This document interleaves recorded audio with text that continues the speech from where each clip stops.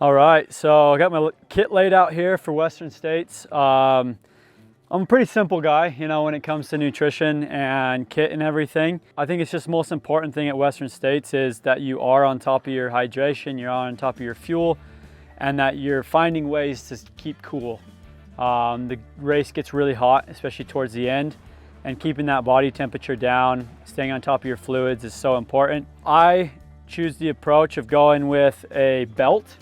So I actually use this Precision Fuel and Hydration Naked belt that they got made up for me.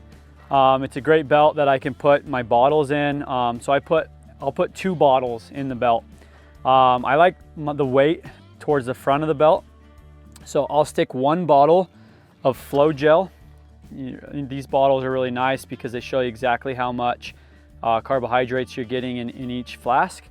And so I'll empty that, put it into the bottles here.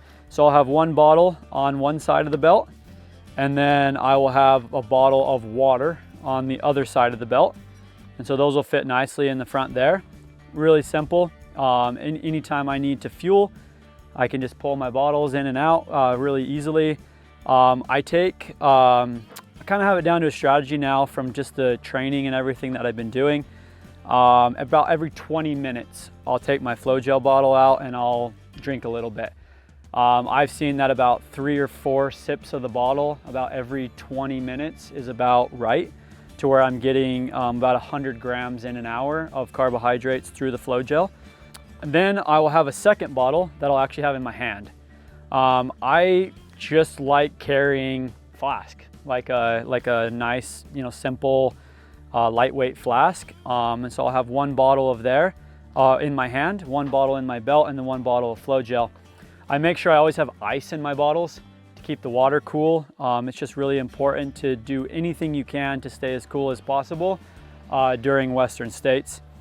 And so that is my fuel strategy, is Flow Gel.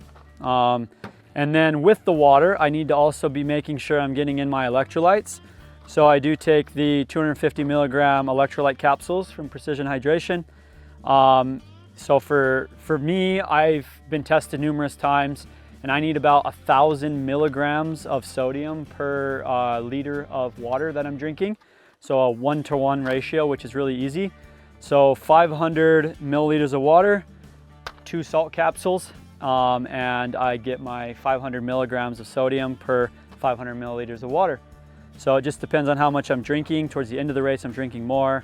Beginning of the race, where it's a bit cooler, I'm drinking less, of course, and I'm adapting that hydration strategy as I go.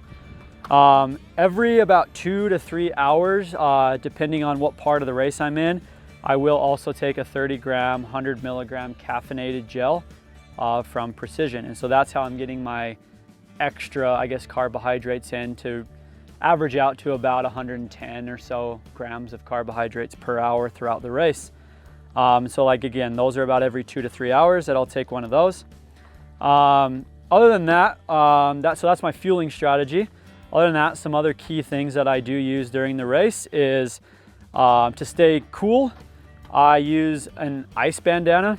So we have these ice bandanas that actually have compartments in them to carry the ice properly on the back of your neck. So you'll go into an aid station, you know, you'll unzip that, fill it with ice, and then you'll put it around the back, tie it up, and then you get your ice right on the back there, keep you cool, and you'll, I guess, rotate those in and out numerous times throughout the race. I'm also dipping in any stream crossing or anything else that I might encounter along the course. This hat that Hoka made for us for Western States, it's going to keep me cool as well. I can keep that wet, covers the back of the neck. It also has little pockets in the top where you can put ice in to keep your head cool as well.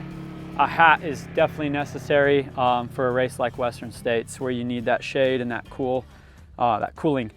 I got my shoes laid out here, got my race shoes. These are a couple of trainers that I use.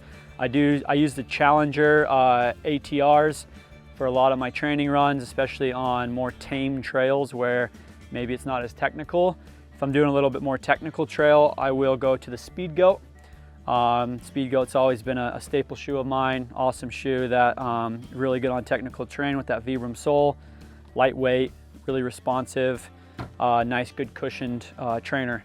And then I do use my racing shoes here. They are a prototype, so but they're super fast, super lightweight. They have a carbon plate in them, and I will use those for key sessions leading up to the race and then also on race day.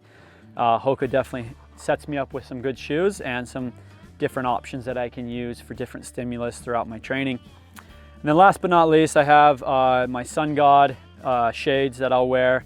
Definitely always making sure that I have sunglasses on to protect the eyes. Also, like anything that can even make you feel cool mentally is going to help you in the race as well. And the sunglasses can definitely do that. And then Coros, I am working with Coros as well. Coros will provides me with great watches. This is their arm heart rate monitor that I will wear in the race to monitor my heart rate, make sure I'm running within the zones that I need to be running in. I do use it in training every day as well. And then my Coros watch with some of the technology it has in it to monitor my race properly and to make sure I'm always on the right paces and doing what I need to do. And then I also have my DryMax socks here. I do wear DryMax. DryMax keeps my feet nice and protected throughout the race. I don't have to worry about getting my feet wet, which your feet are constantly wet throughout the race. Never have to worry about blisters, never have to worry about hot spots. DryMax has always been the sock of choice for me.